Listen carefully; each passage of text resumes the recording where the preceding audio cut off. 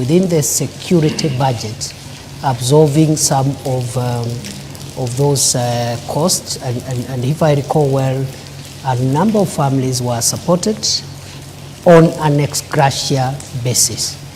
The question of compensation is a little more complex and will require guidance, because no law would allow expenditure on compensation for events similar to what we had. I am aware, even in more extreme cases like terrorist-related deaths and injury, it is anticipated that victims of terrorist crimes and other violent acts would be compensated.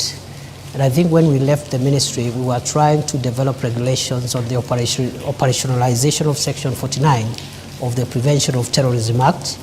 And I think that can form a basis of thinking of how else or in which other circumstances perhaps extreme cases of loss and injury could be compensated. So that's a discussion we are having, and I am more than willing to follow up. Even in my new role, nothing prevents me from following up and ensuring that in justifiable cases which are defined by law, where injury or loss happens and the law allows, then compensation can ensue. So this evening you're telling Kenyans that the bereaved families will have to wait longer until the law is developed. And I'm not actually asking for specific families. These are public resources for purposes of accountability. Once again, how much was spent to settle the burial expenses? I wouldn't know, because it's not, you know, there's no vote called burial expenses. There's no vote like that. So this is ex gratia support, not just for these cases, many other cases every day that the state deals with are done ex gratia within the security operations budget, and therefore it's not possible to pinpoint this amount was used for burial because of the lack of a specific vote line. On the time frame for compensation? What about? What time can they wait? For how long can the law be developed? I am not sure, but we will do our best to make sure that cases where we form consensus, national consensus that require compensation are onboarded, because even in the extreme and glaring cases of terrorism, I've told you, it has taken, I think now, quite a number of years since we enacted the Prevention of Terrorism Act to operationalize that section. So I'm hoping perhaps within the year, within the coming year, we can work with the new leadership in that ministry and other stakeholders in the normal way government works and process perhaps regulations on the operationalization of some of these issues. As to whether that can be expanded beyond terrorism-related incidents, that is a discussion again which we can open up to stakeholder input and have it dealt with. It's clear, Mr. Deputy President, that the tag behind you, and you know, my colleague Mashima Kapombe mentioned it when we mentioned that we were having this interview, is not a very rosy one. And one person in particular called you the butcher of Tharaka. I have two important questions I'd like to understand. Because President William Ruto addressed the nation on the night of June 25th when protesters breached Parliament. He told the nation that that was a treasonous act perpetrated by crooks and criminals. Do you believe that the young people killed by police during the protest were crooks and criminals and not young people trying to advocate for their rights? The protests of June started as legitimate protests by peaceful Kenyans who were expressing their rights and opinions on certain issues that they felt that needed to be handled by government differently. In the course of those protests, criminal elements infiltrated those protests. And it became very difficult. On the one hand, you have protesters whose interest is just expressing themselves within the constitution. But within their midst, there are people killing people, hurting people, looting property. And that's how parliament was breached, because protesting does not include breaching in parliament, which is a restricted access facility. And that day, we came very short of the burning down of parliament. And in the process, the chambers of the Chief Justice were also vandalized by protesters, broke the wall, broke windows and doors, and stole water and other items. So the point is, how do we balance going forward? They need to protect the right to protest, but at the same time ensure public safety. Other countries have had their occasions, like the Americans had on 6th January 2020. Similar situation. People unhappy with an election outcome, and they just venture into constitutional institutions and run amok and bring violence. So it is unfortunate we had that mix-up between honest, legitimate protesters and cruel and dangerous criminals who really caused a lot of pain, death, destruction, and almost put down some of our institutions established under the Constitution.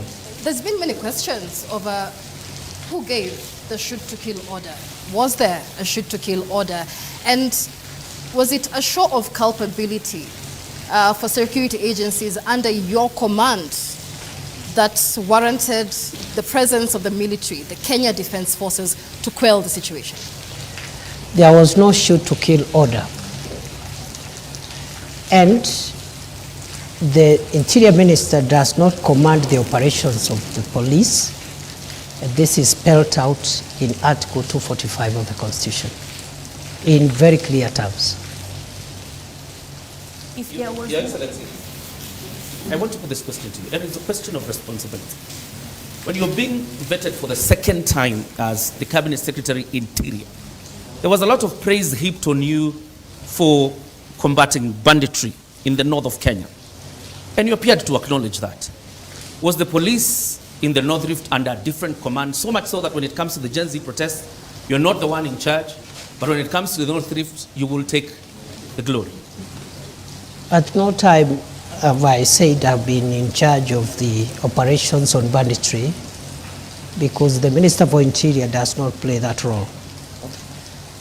Have I provided it policy leadership to deal with banditry in the last 2 years? The answer is yes, in a very consequential manner, with great humility, because other than advising on the establishment of the Operation Maliza Uhalifu and the gazettement of the disturbed areas. You know, that's the job now of the minister. Those are policy interventions.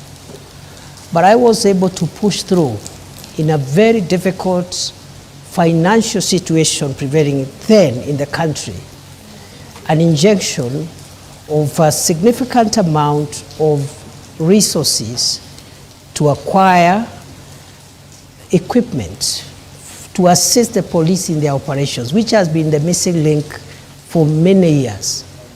MRAPs, that is the mine resistance ambush protected vehicles, armored personnel carriers, drones, that is the aerial vehicles, aerial unmanned aerial vehicles, and so many other, including personal protection items. So in a very modest way, I would want to be associated with the tremendous work done by the police, with the support of the military, to dismantle the infrastructure of banditry in the North Rift, because I provided policy support for the acquisition of modern weapons and also providing the legal space for the police to carry out operations, especially in the areas which I classified as disturbed and dangerous, because that is where criminals were always retreating and regrouping. Those areas today are completely free from bandits. The question here, Your Excellency, is on the question of responsibility. Local NGOs, the United Nations, the US government, the foreign missions have admonished the government of the Republic of Kenya of its human rights record, and particularly the handling of a Gen Z protests. My question to you tonight is, when the Republic of Kenya is being admonished, who takes responsibility? Well, as I have said, you see the general admonition or viewpoints by various stakeholders on the performance of government on many things, including homeland security, is a legitimate thing. But the question of responsibility arises when one believes that there is something they have done wrong. It doesn't arise when someone's conscience is crystal clear. They have not done anything wrong. From where I sit, the nearly 700 days I served as Kenya's Interior Minister, one, I can account for each of those days what I did for this country, sometimes under great distress and risk, which I knew I'm exposing myself, but because of duty, I had to do it. Some of the places I did, my predecessors never ventured into them. I spent nights in police barracks and military barracks with frontline soldiers, not to command them, but to give them moral support, including on Christmas Day, including on Easter, places like Lamu, where terror attacks were the order of the day, to give them support that the government has not sent these officers there to die. They have sent them there to protect the nation, and as minister, my moral support and the policy guidance I gave, I think, was instrumental in a big way because of the feedback I have received from the officers. So to answer your question, therefore, I see, I am not saying that our homeland security system is perfect. It is work in progress. But responsibility is individual. It's not collective. I must remind you, Prof, and the viewers that there's a lot of rain here, so we'll have to speak a bit louder so that we can be heard. But as you speak about policy guidelines and taking modest credit for what was done in the North Rift on banditry, are you trying to tell us that you could not give policy guidelines on how police protests or moral support in them ensuring that they adhere to human rights? We did. So what happened? What went wrong? What went wrong is what goes wrong when maybe, the operations, security operations are intense and emotive operations. It's not somewhere where an officer will be told, when you reach there, do this, do the other. So what we have are general policy guidelines. For example, the use of lethal force is reserved when to apply when the life of the officer is at risk. So was if any, a criminal, was any for example, officer's life in wants danger? to take Allow down me, Professor Kindiki, Yes. was any police officer in danger when David Shege and Enoch Chalo, Erickson Chalo Mutisia only had a flag and they were dancing outside Parliament? What threat did they pose to security officers at Parliament? That is a matter under investigations.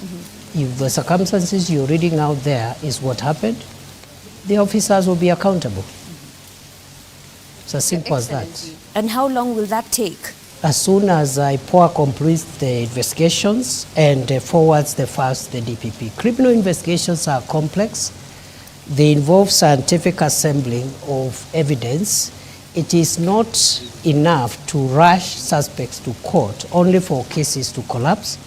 And it is not uniquely a Kenyan issue. Criminal investigations, especially in a complex endeavor like the situation you're referring them to, take a bit of time, and therefore I'm hopeful that... Why were the police in mask? How complex was that? That we again, could not see who was ensuring security is not breached? You know, you're just telling me what you think or saw, but it was which is part of evidence. It was on live TV. There are photos of police officers who are masked. I you can't identify them. I'm not disputing. But just telling as the you CS Interior, that is part of the evidence that is required to hold into account any person who may have been involved in that unfortunate incident you're explaining. Your Excellency, if you were to move this forward and probably look at why the public is on you. This is what you said on the 12th anniversary of the Supreme Court about a month ago. And you were talking about crucial jurisprudence. You said, I have had to ask myself whether the highest interest is the public interest or there is a higher interest called the national interest, because the public itself could hurt the national interest. Public can be mobilized or mobilize themselves against national interest. First of all, where does this national interest sit in the Constitution? And number two, wasn't this an indirect proposal of a clawback on basic freedoms that are enshrined in the Constitution, Your Excellency? As you answer this, Your Excellency, you did say that lives of protesters need to be protected as you ensure public safety. Was the public unsafe during that period? Why did we get to that point? When I spoke at the Supreme Court reflection colloquium on public interest and national interest, some erroneously thought I was talking about government interest or even security interest. That's not the case. In fact, after that colloquium, I've had further reflection, because by the grace of God, I'm also a scholar. So I reflect on some of these things, and I have come to the conclusion that within our constitutional framework, we can categorize three forms of interest that could be expressed by members of the public, rather than two, three. One is popular interest. And the question I'm asking myself as a scholar and a student of constitutional law is whether what is popular is in the public interest all the time. I am not sure. I am not sure that what is popular is in the public interest. I don't believe. Sometimes yes, maybe not all the times. But at the Supreme Court colloquium, I also asked, is there a hierarchy of norms in our Constitution such that we have public interest and national interest? And for clarity and avoidance of doubt, national interest is not government interest, and it's not the interest of, it's not security. What I had in mind is, you're aware, our Constitution allows the people of Kenya to express themselves in exercise of their sovereignty in two ways. One, through elections. Two, through referenda. And then I asked myself, in fact, it was tailored to the judiciary, and I wanted to ask myself, if the people of Kenya, for example,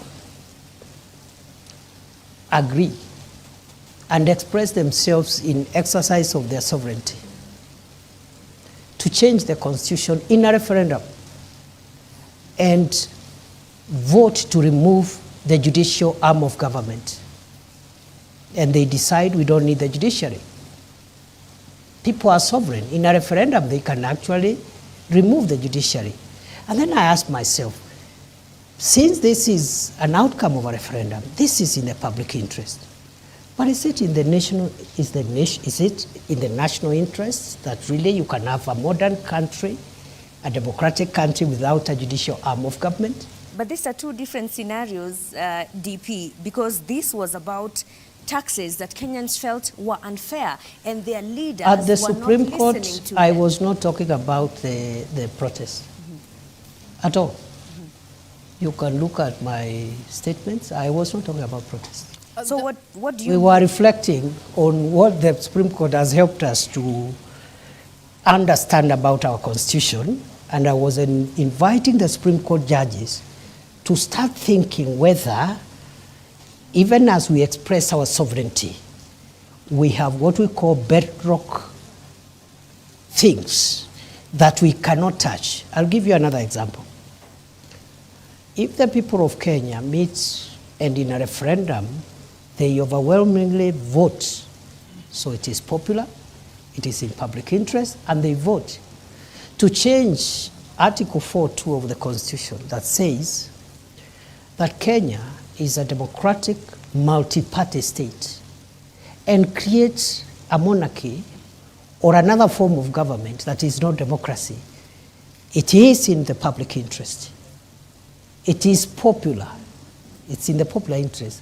But is it in the national interest? My answer is that it is not. So within the Constitution, there are things you can change and still not change the DNA of our Constitution. There are others, once you touch them, the DNA of Kenya as we know it changes forever. That's what I was discussing. It's very interesting that you mentioned that, Your Excellency, because during your vetting, following your reappointment as Interior Cabinet Secretary, you are on record saying that you will specify designated protest areas, potentially undermining the right to peaceful assembly outlined in Article 37 of the Constitution. How would you justify limiting spaces where Kenyans can express their grievances at a time when the government is facing mounting criticism, and why? That is the practice in all democracies. Show me one democracy where people are free to express themselves anywhere, anyhow, anytime, notwithstanding the rights of other people, including traffic, the right for traffic to flow, and so forth. I have been, before I became minister, I was an academic. And for about 12 years, I traveled to about 100 countries around the world. So I'm very familiar with many democracies. Many of them, including the Hague, where I spent almost 7 years in the International Criminal Court trials, they designate places where you go and express yourself. Every institution actually is mandated. If it's parliament, they designate a place, and then the police gives some routine. They say between 11 a.m. and 3 p.m., a certain group will protest. And they tell the police will be about 500 and so forth. And then you protest there, you hand your petition, someone comes and receives petitions, then you vacate. Maybe in the evening, another group will come. That's what we might start thinking about.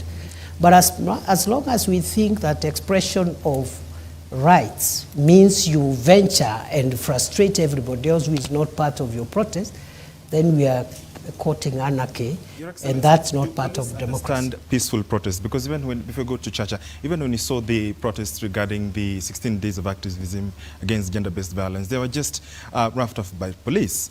One even wonders, because you even have had leaders who have expressed a fear and concern that actually it's not even Kenyan police. So who are these that appear when Kenyans exercise the democratic freedom of picketing?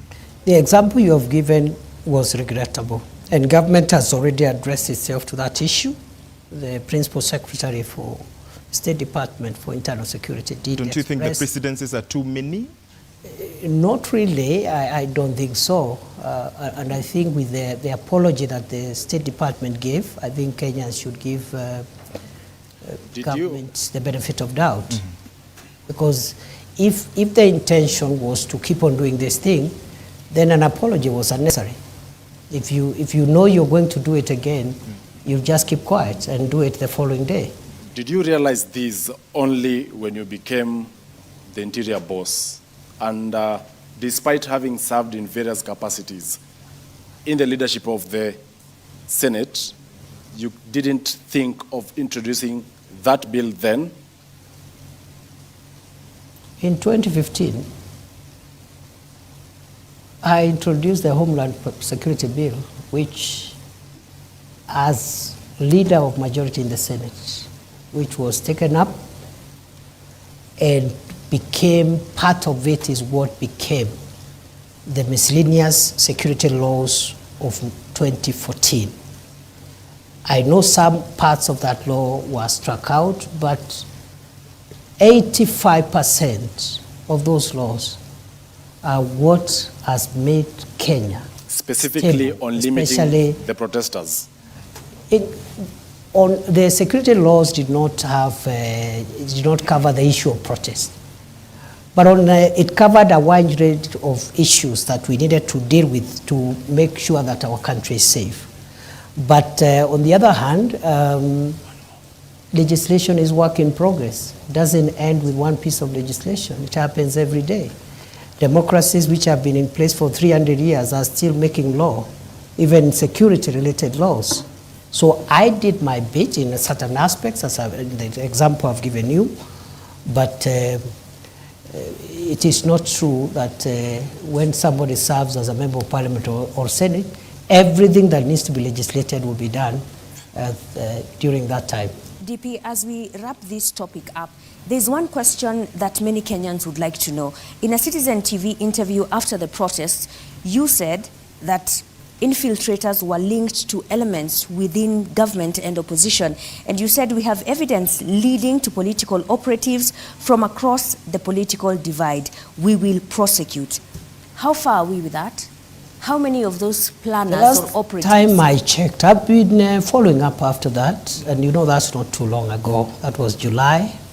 After that, as you're aware, the cabinet was dissolved, the entire cabinet. For that period around August, there was no cabinet. July, August, and then September, the vetting. So by the time I went back to the ministry, it was sometimes, I think, almost October. I can't remember the date. And we are following up on that process. As much as I know, a number of people have already recorded statements, and as far as I know, a file was forwarded by the DCI to the DPP, but it was returned to seal certain gaps that had been discovered by the DPP, and therefore that is work in progress. As I said, criminal investigations take long, but I'm sure there will be accountability for everyone who may have either incited violence or taken advantage of the peaceful protest to infiltrate that democratic process. But you said you have evidence. Why should it take long? Or is it only a preserve of the political class? That evidence, I have just told you that it was presented to the DPP, and the DPP said it was not enough to convict. You can have evidence which is not enough to convict.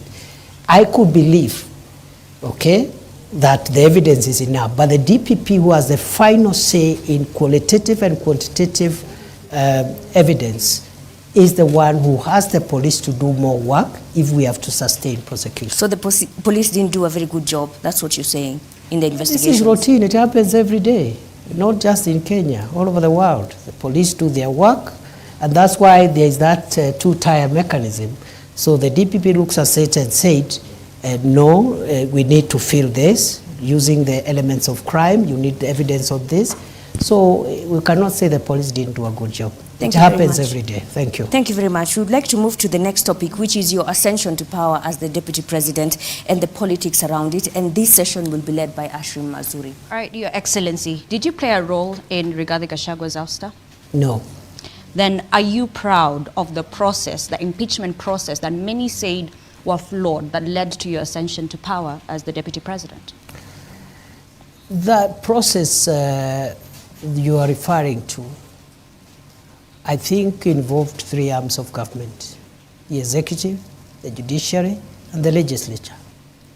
To that extent, to the extent that constitutional institutions were involved and are still involved, I see no problem with that process, and if there is a problem, there is a way of remedying that problem. What about the right to fair hearing that he did not get? That is the matter before court, unless you want me to discuss the merits of the matter before court. So then what's your relationship between you and the ousted, impeached Deputy President? As it was before. Are you friends or not?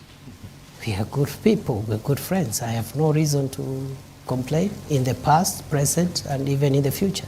Was there a handover? Yes. An official handover? Was there an official handover? There wasn't an official handover because the former deputy president is in court. You wouldn't expect him to hand over if he's in court. Your Excellency, which IEBC cleared you? Did you take your papers there? How were you cleared by the IEBC? There is no requirement to clear a deputy president who ascends to office by virtue of Article 145 read together with 150. But the What president's memo requires the clearance of IBC is the president and the deputy president in an election. The president's So yours memo was to different. Parliament, Your Excellency, indicated that There your was no nomination election. was cleared by IEBC. There was no election. I assumed office through a process different from a process following an election. Is it an indictment of the judiciary, Your Excellency? Because the former deputy president, through a court process, is actually outside. We have the governor of Meru, who is in office, even through a similar process. What kind of jurisprudence is that creates two forms of justice in your own understanding? And this is from a point of view as a law professor. First, the two cases you have cited were beneficiaries of court injunctions. The only difference is in one, after the inter partes hearing of the matter around whether or not the injunction should be preserved. In one case, the court found that the injunction needed to be lifted. In the second case, which also there has been an injunction, the court found yesterday that there is no need to lift the injunction. That's the only difference. And it happens in courts all the time, not just in Kenya, all over the world. In fact, the finding of one court is in many cases overturned by the next court the following day. So there is no inconsistency whatsoever. That is judicial practice. A judge, even one bench of 3 judges, one judge will say this, 2 other judges will say different things, or the same subject matter, same articles, same evidence, same parties. That's how, that's the independence of the judiciary is not just institutional. It is individual, it's decisional. Every judge carries decisional independence. Your predecessor, Your Excellency, says the reason you ascended to this position is because you are a yes man. You cannot mount any challenge whatsoever to the president. I'm putting this question to you tonight. Are you your own man? Are you a yes man? I am my own man. On the second issue, I would like to respond as follows. My understanding of the role of the deputy president is not to challenge the president. It is not in the Constitution. It is not in any law. It is not in any practice. That is not the job description of the deputy president. As to whether the deputy president can advise the president, the answer is yes. The oath of office I took has a clause that asks me to faithfully advise the president when my advice is sought. So then where does your allegiance lie? To the people or your appointing authority? My allegiance lies on the oath of office I took. You look at the oath of office, it will tell you where my allegiance is. And are you proud of the people manner of Kenya, to the nation and the national interest, and when my counsel is sought by the president, I must give it faithfully. And faithfully doesn't mean that I do it on the podium. Does it But mean it means I have to be faithful, and faithfully means it could be different from what the president thinks. DP, are you proud of the manner in which you became deputy president? In 2022, you were a front runner to be running mate to Dr. William Ruto, but you did not get that position. And you actually said you were going to take a break from politics. Are you now proud that 2 years down the line, you are the one who has taken that position after the impeachment on the person who was picked over you? I have no regrets for my occupying this space because I have no reason to regret. It is true I was a front runner to be deputy president in 2022 through a process that was conducted by my party. I was not successful. My brother, Rigathi Gachagua, was successful. I congratulated him, and I said two things. One, that I will support the campaign, the presidential campaign, until 8th or 9th of August 2022. And after that, I will take a break from elective and appointive positions. But you still took the CS Just a moment. position. Just a moment.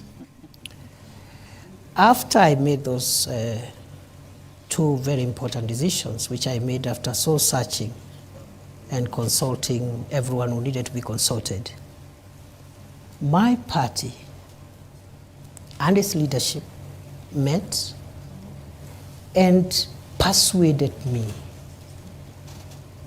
as a member of the party, because I didn't say I'll leave the party. I said I'll campaign for President Ruto and his deputy, but after that I'll not be running for any office. I'll take a break for 10 years. And therefore, the party met and persuaded me to change my mind and accept an appointive position as Minister for Interior, which I accepted. That's all. Are you the kingpin of the Mount Kenya region? Which office is that? Of course, you were endorsed. You are endorsed by a section of members from majorly the East, where you hail from. You never dismissed that. Which office is that?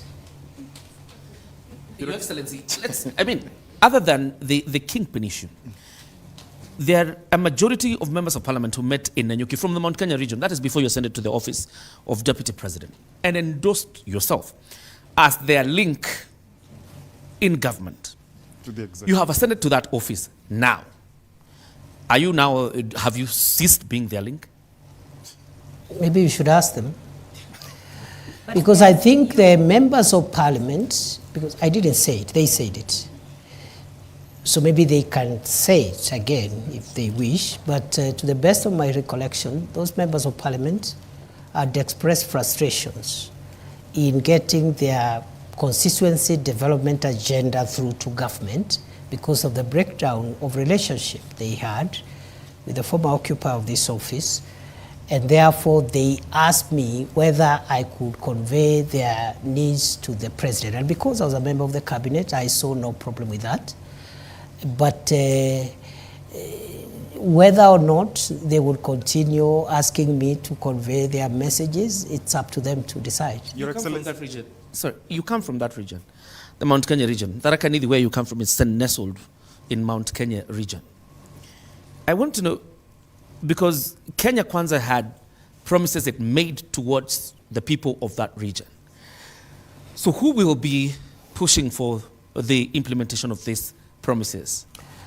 That region, like other regions in Kenya, has very many elected leaders. The office I occupy now as Deputy President is an office of the Republic.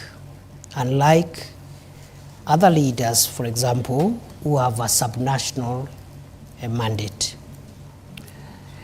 And therefore, the way I see it is that the people from the region you're referring to, which happens to be where I was born and raised, have a right, just like the people from the coast, Western, Nyanza, Rift Valley, Northeastern. They have a right to use this office, because it's a national office, to channel their needs, interests to the government. So I see no contradiction. I see no change of position. And the only thing I don't understand is this thing about is the kingpin or something. I don't understand it because there is no office like that. Well, and are you still hopeful, and do you think there is a possibility of you becoming William Ruto's running mate come 2027? How would I know?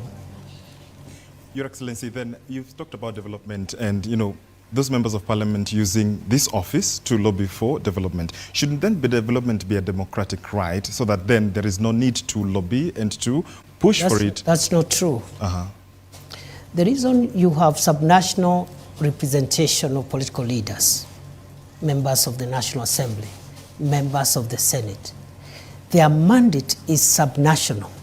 A member of the National Assembly represents the interests, priorities of the constituency where they are elected. Of course, in the context of a broader national perspective, because some of the things that they want them passed are not projects and programs, they are legislative in nature, and you require the parliament as a whole to support you. For example, recently we had a Sugar Act sponsored by a member of parliament from Western Kenya, where sugar is mostly grown. But it required the votes of the member for the members from Northeastern Coast, where there's no sugar, and Central, to pass it. So the point is this: it is not true to say that a member of parliament does not need to articulate the interest of their people, because they are elected purposely for that.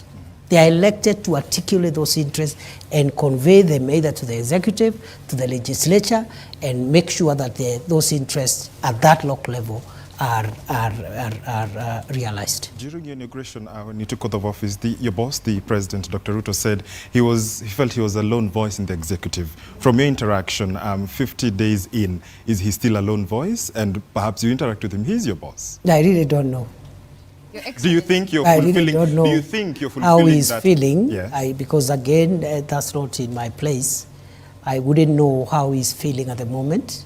All I can say is that I'm doing my best to do my constitutional duty. And that constitutional duty is being principal assistant to the president, and also helping him in the delegated assignments that he has given me. And I'm doing my best. How he's feeling now, I cannot be, it's not in my place to tell you how happy he is. Or do you think he's confident of what you're doing? Is he happy with with your work? So. I have no reason to doubt that he's confident. You've been deputy president for only 50 days now. What would you say is the qualitative difference between you and the former deputy president, given that the operating environment hasn't changed? It would be very improper for me to start comparing myself with my brother, the second deputy president. The president has spoken very highly of your leadership and your contributions, as my colleague George Maringa here says. If the president feels that he has accomplished his key goals and decides not to run for re-election, would you consider running yourself? Do you believe that you have what it takes to run the country? That question is an unfair question. Am I allowed to complain? Why is that? It is an unfair question. Because I have just been entrusted with a very serious and grave national responsibility. What is weighing in my mind now, and what is really, really occupying me, is the desire to discharge those obligations, because the expectations of the people of Kenya, the expectations of the president are so high. If I started occupying myself with ideas of what will happen, I don't know when, I'll be the most unsuitable person to be seated before you today. Your Excellency, I want to rephrase Michelle's question regarding you and the former deputy president. Let's not even go with the qualitative differences. But clearly there are lessons you must have learned from Gachagwa's tenure in office. What lessons are those? You know, my friend, You know, in leadership, leadership is defined by certain ethos and parameters. And I want to persuade you to allow me not to discuss my brother, the Honorable Rigathi Gachagua, because he's my friend. And you've not heard me bad-mouthing him anywhere before when he was in this office or even after he left office. So please spare me, because it is not right. It is wrong to start comparing myself with the predecessor or someone who occupied this office now or in the past, or a person who would occupy it in the future. Are you being cautious, Your Excellency? The region you come from is very restive, and it's quite a significant, it has quite a significant portion in terms of votes. Are you being cautious now when I ask you the question of lessons you've learned? Are you being cautious not to antagonize the former Deputy President? I have no reason to antagonize anybody. For what? Your Excellency. Your Excellency, perhaps just to buttress on what John Kiore said, when it comes to lessons learned, many have said that the seat that you occupy now, the deputy presidency, has some sort of curse. They've called it the curse of the deputy presidency.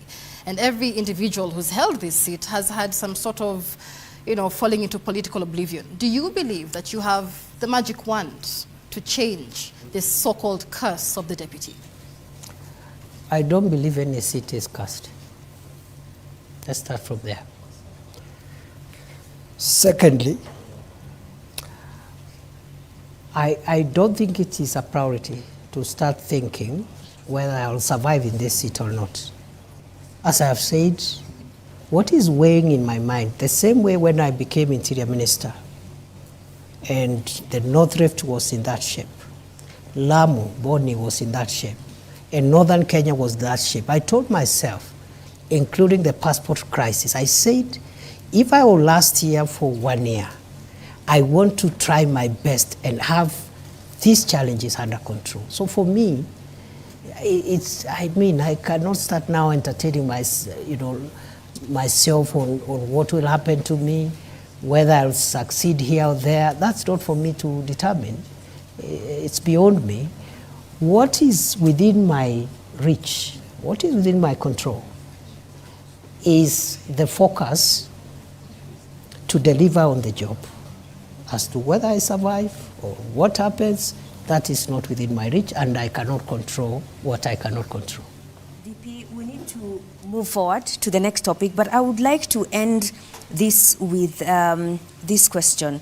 The mountain which you seem to be avoiding is hostile ground right now, and not just the mountain. The government is struggling with its popularity. As the president's principal assistant, how are you working to change that perception of Kenyans? And more so those who are... Did you say that the mountain is restive? Yes. The reception in Embu, for example, in Nyandarua the other day, residents refused to listen to the president's speech. In Nakuru County, at a burial, again, they did not want to listen to the president's message. That is democracy. That's how democracy works. Is it that hostile democracy ground to the government that you serve as deputy president now? You see, there is a difference between running governments and being popular. Those are two different things. And for me, a leader should be least worried about popularity.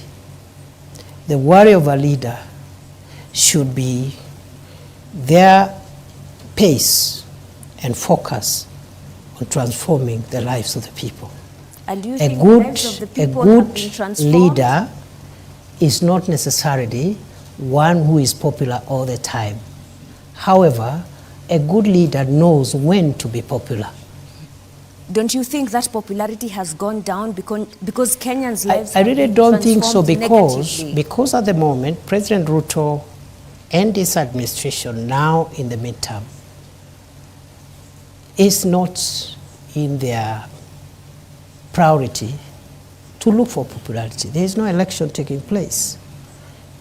The task of the government now at midterm is to track the pace of delivery, where there are gaps, seal those gaps, and just deliver on the commitments. The time will come when there will be popularity contests. And let me tell you, for avoidance of doubts, that is not President Ruto's worry.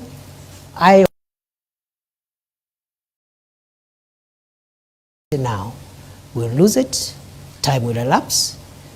We could even win the election next time, but we will not have delivered as we ought to deliver. Your Excellency, and that transformation that you're talking about, Ashley, allow me, is what brings us into the next topic, which is about the economy. And Joel Chacha is going to lead that session. Well, the government of the day boasts of a 2.8% inflation rate, which is a 17-year low.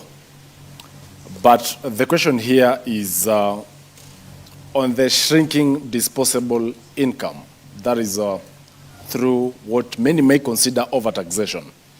And the purchasing power, hence, is low. How are you working to ensure that there is money in the pockets of Kenyans? Thank you. When President Ruto took over leadership of this country in 2022, the 5 or 6 macroeconomic indicators were not looking good. And I need to clarify now that I have this opportunity. Many people think when we project that time frame so that to show the distance we have covered, we are casting aspersions at the previous administration. That is not true. Kenya got to where it was in 2022 because of factors mainly beyond the control of President Uhuru Kenyatta, because the country's economy was shut down for nearly 2 years by COVID-19. No economic activity. And then, of course, the war in Ukraine, which affected the global supply chain of wheat and other oil and foodstuffs, and many other factors. So when we refer to 2022, it is not political. It's just a fact. And in any case, that's the only way we can explain what we have done. Now, straight to your issue. The macroeconomic indicators were bad. The dollar was rising on a daily basis, 160. At one point, it approached 170. The price of fuel, the same. At one point, it approached 217 per liter for petrol, super. Then inflation was 9.6%. And then if you take the 6 basic food items, starting with unga, the main ones, again, the prices were much higher than they are today. Today, essential commodities, 2 years later, are down significantly. Just to give unga as an example, from 240, 250, 230, depending on the brand, to now something between 95 and 120, depending on the brand, maybe 120 something. Number 2, the foreign exchange stability has been realized for more than a year now, from the high of 160 plus to now 127, 129 for some time. The same applies to the price of fuel, which is decreasing every day, every month, including last month when it went down by 4 shillings. Inflation again from 9.6 to 2.8%, the lowest in 17 months. Now, in 17 years. Now, that has not happened by magic or by chance. It has happened because of policy interventions, subsidizing production as opposed to consumption, the fertilizer subsidy, and so many other interventions in various sectors that has managed the macroeconomic situation. It has taken 2 years. But flashback to 2002 when President Kibaki took over, when we had similar situations at the exit of President Moi. It took President Kibaki 6 years to bring back macroeconomic stability. President Ruto has taken 2 years. By the grace of God, So the 2 years look a bit long, but in the context of what has happened in the past, I think this is a bit of a very good trial. What remains now is what you're asking me. The macroeconomic stability, for it to be felt by citizens, must be followed by microeconomic stability, which is improving household incomes, creating jobs, and so many other things that we are doing in the space of SMEs, in the space of the various sectors, including manufacturing and tourism. So, to answer your question, the macroeconomic transformation and the microeconomic transformation cannot be taken simultaneously. One must precede the other. Going forward, therefore, the remaining 3 years is the interventions. We're going to have interventions that will respond to the issues you say. Already those interventions have been operationalized. They are on course, creating jobs through the 3 major prongs: creating jobs at home, creating jobs online, creating jobs even overseas, and then also other interventions that will enable disposable incomes in the pockets of individual citizens. But going how forward, would that really it can only be achieved when the whole problem begins with our budgeting? For instance, despite the challenges faced in the fiscal year 2024-2025, your projections in the next fiscal year for 2025-2026, you're looking at having a budget of 4.25 trillion Kenya shillings, with the revenue, ordinary revenue, actually crossing the 3 trillion mark. That basically will translate either to more debt, because already we will record a 759 billion fiscal deficit, but at the same time, we are forced to actually impose now the taxation on Kenyans, because last year we only got 2.1 trillion in terms of ordinary revenue. So why this shift over ambition on ordinary revenue collections? Again, in 2022, the fiscal deficit was more than 8.2% or thereabout. And that means the gap between revenue and expenditure. It was at 8.2%. This administration, in 2 successive budgets, has reduced it. Currently is at 4.3. On paper, because of revenue shortfalls. That shifts towards the end of the fiscal year. Yes. And you are forced to bring a supplementary budget. We are forced, but in all fairness, where the fiscal deficit is now is not where it was in 2022. And in fact, I am confident the Treasury will bring it further down this year. But more fundamentally, it is not in our priority of things to generate more revenue through perhaps more taxation, to answer you directly. What we are doing is that we are reviewing tax policy, because that's where you can still get more revenue, not by imposing new taxes or higher taxes, but by adjusting certain tax policy instruments that gives you more revenue. You heard the Minister for Finance and the National Treasury the other day explaining how the Treasury is entertaining a possibility. Of course, it has to go through public participation of even relooking at VAT, what the VAT should be like, maybe try to bring it down, and other taxes, as one of the 5 pillars this administration is putting in place to ensure that tax is a bit more accommodating, more people are bearing the burden of tax without necessarily compromising revenue. Number 2, Kenya's debt right now is in a better place than it was in 2022. 11.3 trillion is better?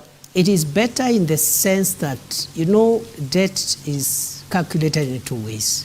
First, as an absolute figure, which is what you're citing, but also as a percentage to GDP. And in other words, many countries... At what percentage is it? Already at distress, 68%. You call it distress, it's not. If it was, the IMF would have said so. And I'm sure the IMF has not said so. Yeah, Your Excellency. They are just warned us that we need to make sure that it doesn't enter into the red zone. But 55% plus or minus 5 is what is allowed by our law. The point is, it's not even about percentage also alone. Many countries, including developed countries, are highly indebted. The US, for example, the US debt is about almost 120% of GDP. Japan is 250% of GDP.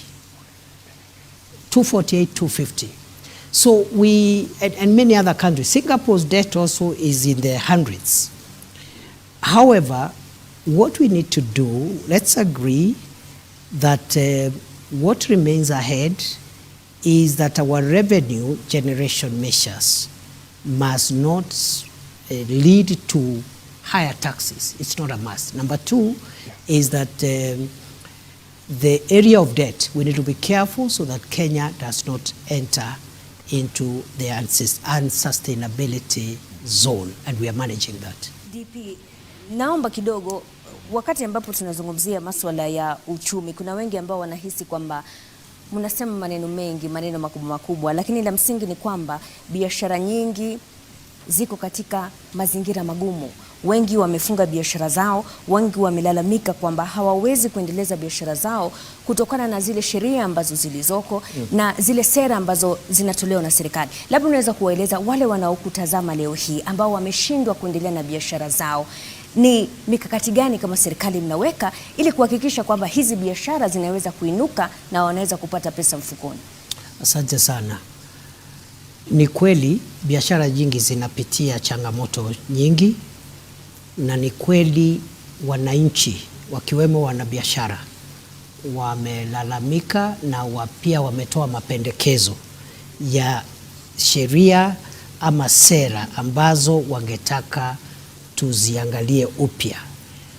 Najua ya kwamba hivi sasa Wizara ya Uwekezaji na masuala ya industry ama viwanda inaongea na KEPSA.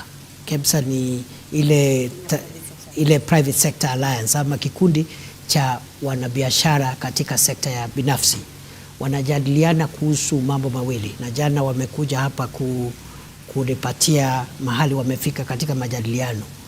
Ni leseni gani ambazo tunapaswa kuziangalia upya, na vile masuala ya ile levies ambazo zinatolewa na mashirika mbalimbali. Kwa hivyo swala hili la ugumu wa wanabiashara wetu ni swala ambalo tunaliangazia, tunajadiliana na wale ambao ni washikadau, na serikali iko tayari kutoa mwelekeo ama sera mpya za kuzingatia uboreshaji wa biashara. Ile jambo ambalo nimesema, manake watu wanakwenda Krismasi hawana hela mfukoni, watakula nini sikukuu? Unajua hayo majadiliano sio ya Krismasi, ni ya kurekebisha. Januari kutakuwa na hela za karo zinazohitajika. Pia hiyo mjadala sio wa maneno ya karo, ni wa kurekebisha idara zetu na ili biashara zetu zipanuke. Nataka niwahakikishie kwamba nimesema jana waziri wa viwanda na uwekezaji pamoja na wakilishi wa shirika hilo ambalo ni la wanabiashara wameniambia wako katika mjadala, na Januari nimeambia hao waniletee ile ripoti yao ili tuipitishe ama tuijadilie katika baraza la mawaziri. Kwa hivyo mwakani tutakuwa na mfumo mpya, sera mpya sheria mpya za kuboresha biashara.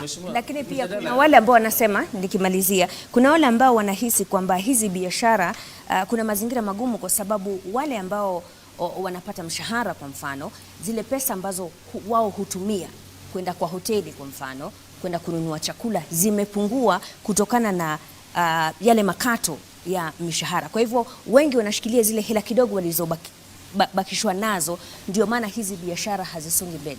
Unasemaje kuhusiana na hili? Unajua, nimesema ya kwamba Wizara ya Hazina ya Kitaifa imesema ya kwamba iko na mambo manne ambayo inataka kushughulikia ili kujaribu kusawazisha maneno ya kiuchumi na kuhakikisha wananchi wamepata nafuu ya kiuchumi katika household, yani katika individual level, kwa sababu tumekuwa tukikabiliana na mambo ya kijumla. Sasa tunakabiliana na mambo ya kibinafsi, na kati ya hayo majadiliano kutakuwa na sera mpya za mambo ya ushuru na mambo ya kibiashara. Lakini la muhimu zaidi ni kwamba katika hayo majadiliano ni lazima tujue ya kwamba ile ushuru ambao unakatwa, kwa mfano katika mambo ya bima ya afya, unaweza kuwa unapunguza kidogo mshahara wako kama mtu ambaye ameajiriwa kazi, lakini ile bima ambayo ni ya kila mwananchi itapunguza zile arambe za kimatibabu. Kwa hivyo wewe labda pesa yako imepungua kidogo, lakini hizi arambe 5 ama 10 ulikuwa unaitwa kwa sababu uko na mtu kwa familia ako na shida ya figo, shida ya moyo, arambe zikipungua, there is a net off. Kuna vile hiyo mkato imekunufaisha hata kwa njia zaidi kuliko vile ilikuwa, because swala la naibu rais, lakini unapozungumzia masuala yote, licha ufanisi huu wote, we've seen the President Dr. Ruto say we are proud that our sister country of Tanzania is now leading in our business engagements. The success of Tanzania is the success of East Africa.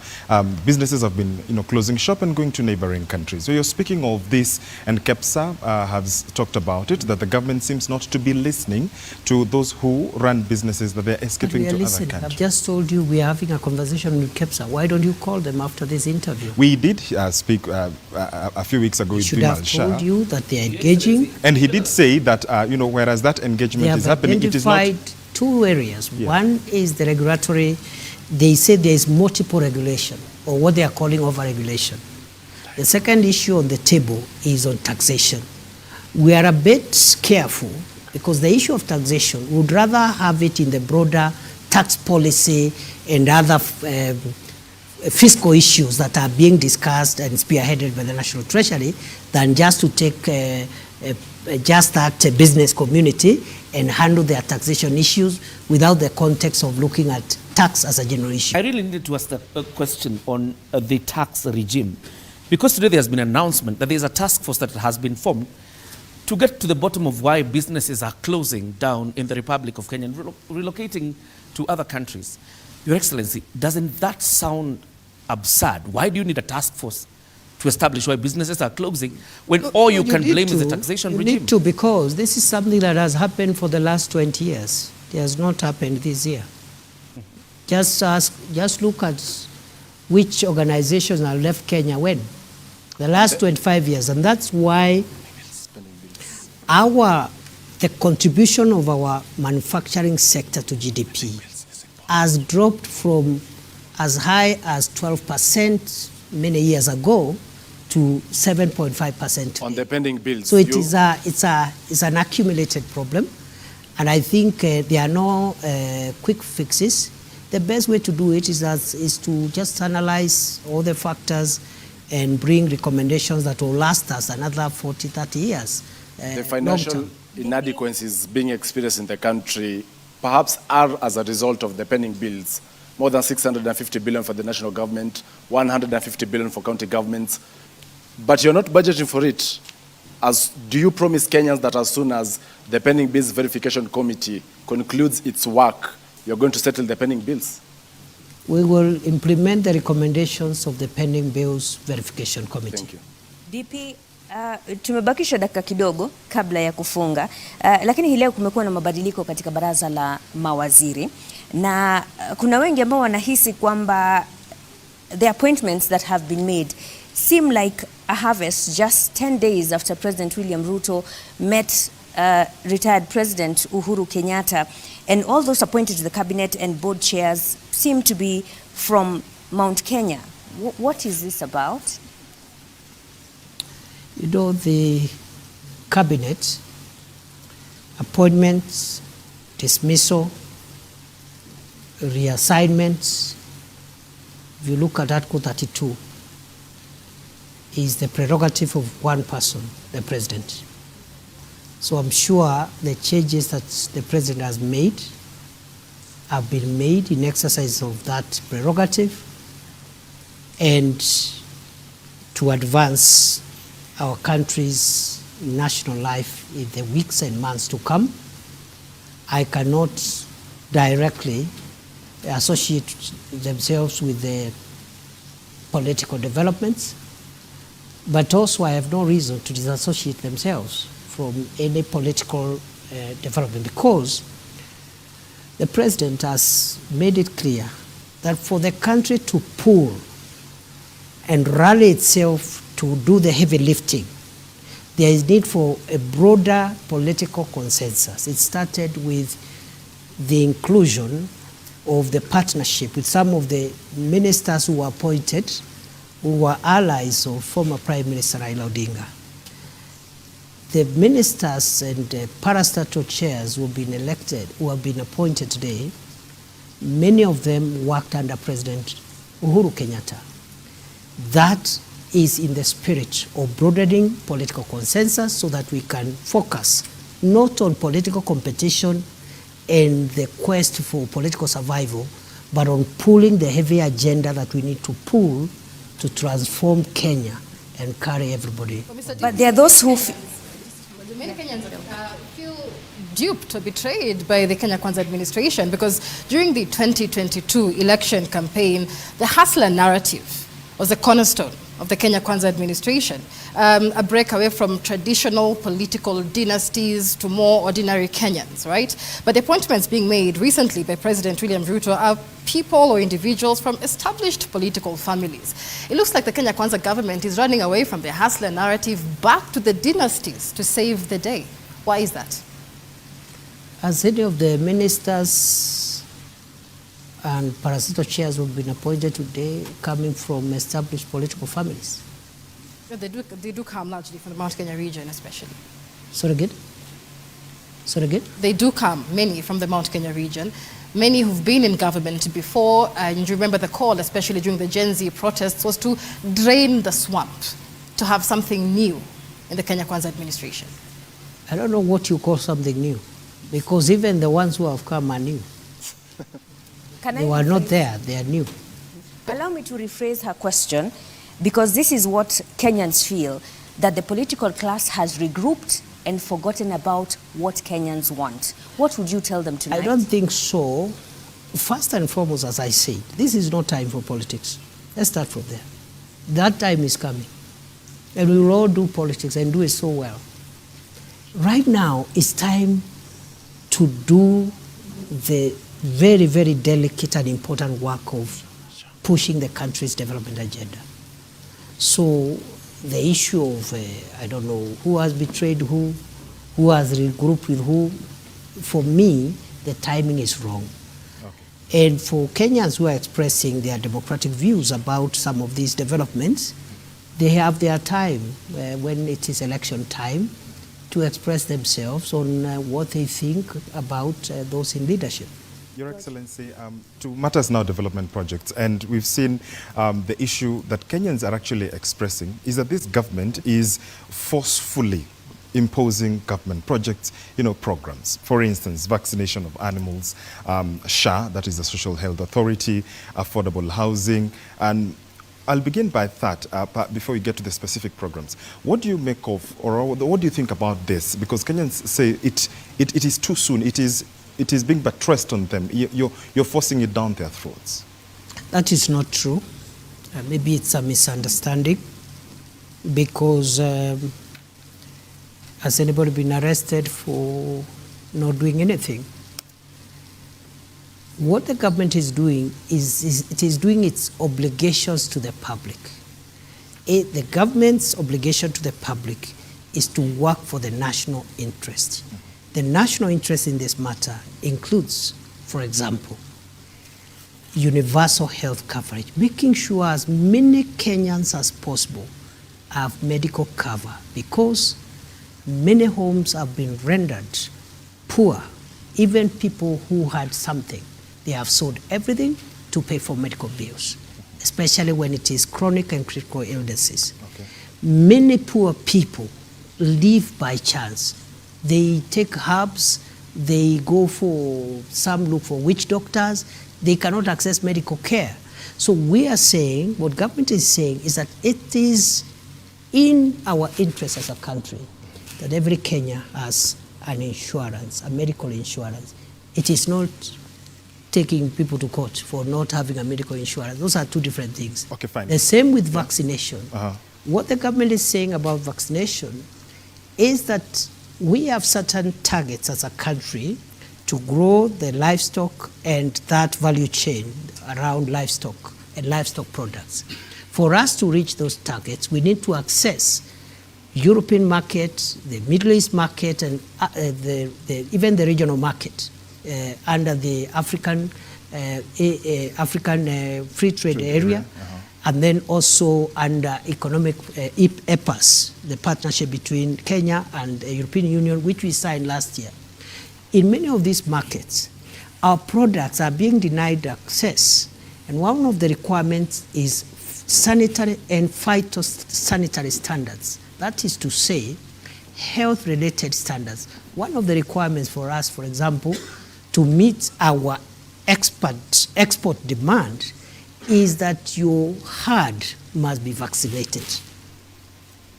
And what we are rolling out is a vaccination program which has always been there for 40 years, but because there has been no campaign, high-level government campaign, we've been vaccinating about 10% of livestock.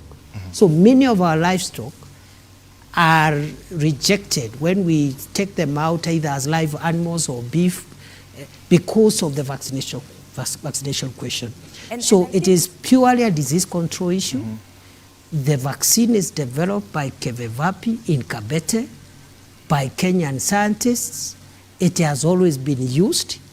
It is only that we are doing a campaign to make sure, other than vaccinating only 10% of livestock, we can have 80, 90, 100% vaccination for purposes of getting market access, exporting livestock and livestock products even to other countries. DP, it's good that you, before you go to affordable housing, Ashley, because we are still on the vaccination issue, you may be explaining a very good thing for the country, but are you aware that citizens are agitated by the language of their leaders? Is there a more decent way to explain your programs and not seem like you're forcing it down their throats? And I'll give examples. Adani Consolation, the president said it is people who have never been to the airports that are complaining. When it comes to the vaccination, majority leader yesterday, I think, said ni watu hawana ng'ombe, hawana kuku. How do you think that makes citizens feel when they are trying to express themselves, yet they are met with arrogance? And to add on to that, the Kenya Veterinary Association perhaps has, among the recommendations they've given, they've said improve public awareness, enhance stakeholder engagement. When will Kenyans feel they are participatory in this government, in these projects that affect them? First of all, we agree that we need to create awareness and also just carry citizens along in our government programs. And also, generally, as government, we need to continue communicating to the people in a manner that is consistent with our obligations under the Constitution. But having said that, I am sure again, because we were here an hour or so ago, I'm sure you are not inviting me to comment on statements by the president or another leader, because that, let's discuss the issues. Let's not discuss, those kind of issues, because in the process, the message will be lost. And the message is, these programs are for the interest of the nation. There is nothing sinister about it. As to if we need to improve our communication and engagement strategy, I agree with you. It is work in progress. We need to keep on improving. There's many questions, Mr. DP, whether these questions are really for the interest of the people. We, as the media, have reported every day, Kenyans are deeply frustrated with the Social Health Authority. Many, in fact, say NHIF was working. When you come to issues like affordable housing, we were told there was public participation, despite public discontent. When it comes to livestock vaccination, the same thing. Is the government hiding behind the facade of public participation to pass unpopular programs, knowing very well that there's no legal binding framework on public participation? And so the government really isn't bound by Kenyans who say we don't want SHA. We'll go back to what we said earlier. The government must continue listening to the people and getting input from the people. But the government also has a duty to carry out programs for the transformation of the country. Some of the programs that will transform Kenya may not be popular now, but they'll be popular sometime. Singapore, for example, which many people praise, one of the factors and anchors that took Singapore where it was, among other anchors, is the housing anchor. And today, if you look at the Human Development Index, Singapore is up there, and one of the variables is housing, because almost 99% of everybody has a decent home. So, and it was unpopular at the time when the Singaporean leader was bringing this program. It was very unpopular. In fact, it had a component of compulsory savings. But today, many years later, after this leader left the scene, the people of Singapore are very happy that this project propelled their country into the first world. So I will end with what I started with, that what is popular may not even be in the public interest. And sometimes what is in the public interest may not be in the national interest. And the work of government is not to look for popularity. Popularity is a function of elections, which we do every 5 years. And every politician has a way of transacting with electorate to look for popularity during election.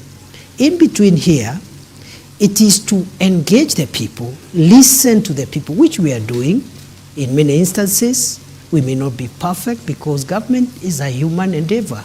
Like any other, we are not 100%, but we are continuing to listen. And as the president said during the State of the Nation address, listening is a full-time occupation of every leader.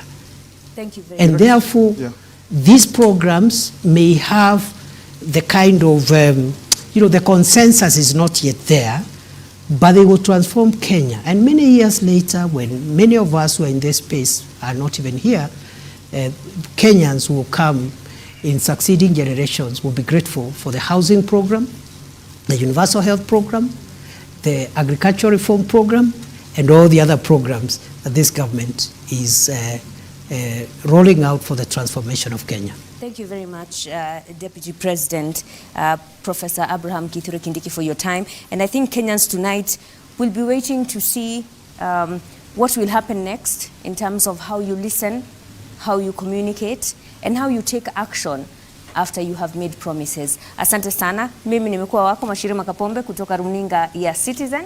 Joel Chacha kutoka runinga ya K24. Michelle Ngele Odhiambo, NTV. John Jacob Kuria, KBC. Ashley Mazuri, KTN. George Maringa, TV47. Usiku mwema mtazamaji.